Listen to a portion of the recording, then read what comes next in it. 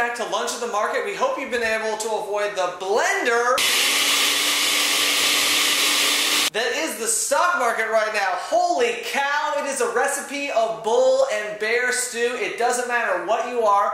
Right when you think the market's going to do one thing, it does another. In fact, the S&P is more like a couple that can't decide whether it's going to break up or stay together. Honey, I just don't think we're going to make it. You are a scum! Oh, I want you back. Oh, please take me back. No, you are terrible and horrible and no good. This is over. I can't do it anymore. We're done. We're done. Oh! It has just been absolutely nuts, and it doesn't matter which side of the trade you are until we get through this earnings vacuum, meaning we are thrown about, tossed about by every rumor and news and video.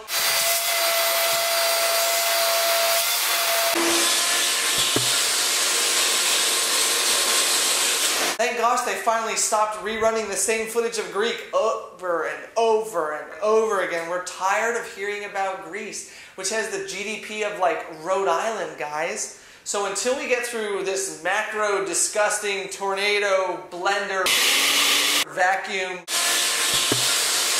and finally get to July 11th, we can finally get some dang earnings out of some companies. Until then, the trend, guys, is lower. And so what we continue to do is keep long those SPY puts. So we've got just one stock for you before the weekend, and we want you to guess what it is. The company trades around 13.5 on a trailing PE and about a 10 on a forward PE basis. They have a peg of just over 1, and they've got over $8 a share in cash. Alright, one last hint. The people that love this company love it just about as much as people like iPhones. Only these people really like their lawns and their food. Oh man, this is some good corn. Man, I just came out of the garden. Where's the fertilizer? I got from my John Deere combine. Man, this is sweet. If you guessed the green and yellow of the Green Bay Packers, then you would be totally wrong. If you guessed the green and yellow of the Oregon Ducks, you'd still be totally wrong. But if you guessed the green and yellow of the John Deere company,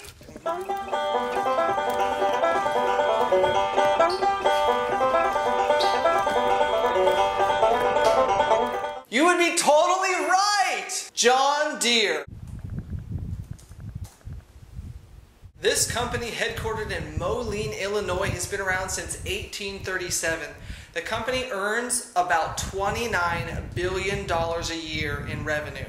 With $2.5 billion in net income, this company has managed to rack up $8.38 a share in cash on the balance sheet. How did they do that? Probably has something to do with the $953 million this company generates in free cash flow each and every year. To boot, the company also pays a 2% dividend. Not bad if you want to sit around and hold this stock. The 52-week low on the stock is quite a bit lower, but the stock has been consolidating around the $80 level since the month of June started, and we think here is your entry point. The stock has been stuck in a downtrend for months, but finally broke out above that old resistance on June the 17th. The stock then came back to retest that old level of resistance, which is now support, on June the 23rd, when intraday the stock broke down below that $80 level, touched the exact level of resistance, which is now support, and then finished actually up on the day at $81 and change.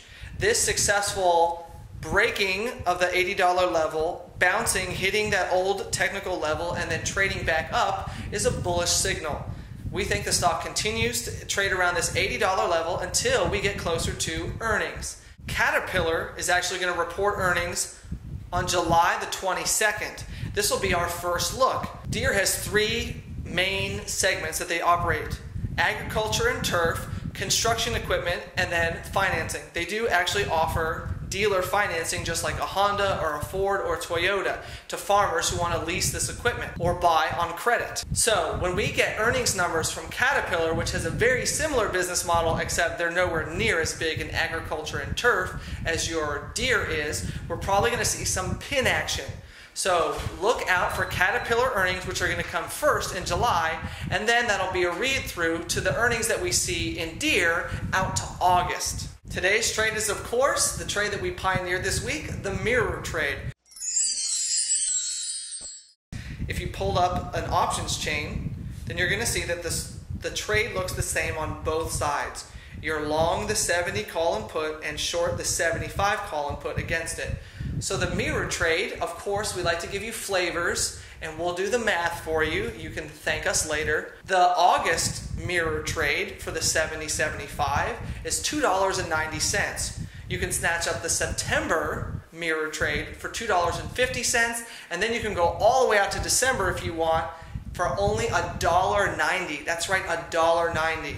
Of course, at expiration, you're waiting for the stock to trade above the $75 level. As long as Deere holds above 75, then your structure is worth $5 at expiration. You're out of the money. Put spread is completely worthless. Your in the money call spread is worth $5, and that's where your rate of return comes from. So today, Deere's sticking around the $80 level. Just like we said, we think that's the level of consolidation before the next breakout move back to the upside. Remember, the stock got up to about $99 and change, which is the 52-week high. We like it here. It's a good trade. Also, you don't actually need the stock to do a dang thing. You just need it to not go down by more than $5. So the fact that we don't actually need the stock to do anything, we just need it to not do something, we like the probability of our 70-75 mirror trade at any month of your choosing, August, September, November, December, January 2012. You pick the month, depends on how long you want to be in the trade. We give you the ideas, you make the trades. The other thing that we're doing today is selling puts against our puts. Remember the last time I was John Travolta? That's right.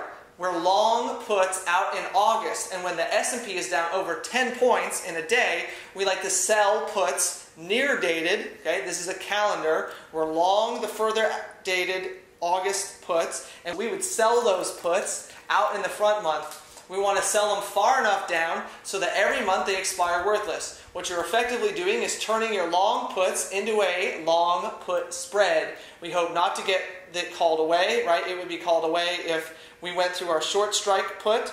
We just let those things roll off. We like to do the weeklies when we can. Let that expiration roll off. Then resell them every single week to collect all the money so that we eventually get our long put for free. Eventually, we hope that in August, once this debt ceiling is relieved, earnings come in good, then the market should trade back up. If it does that, then we can take the other side of the trade and start selling puts above where our long puts are out in August, and then we can turn it into a short put spread.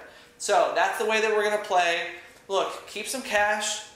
Don't get crazy. Keep your position small. Don't go jumping all into this market. Enjoy your weekend. Remember, if you're looking for articles or videos from us, like us on Facebook, follow us on Twitter. Don't forget, all of our articles are online at stockpicker.com. Of course, when those articles come out, those videos come out, Facebook, Twitter, we let you know when they are. Have a great weekend, and we'll see you Monday.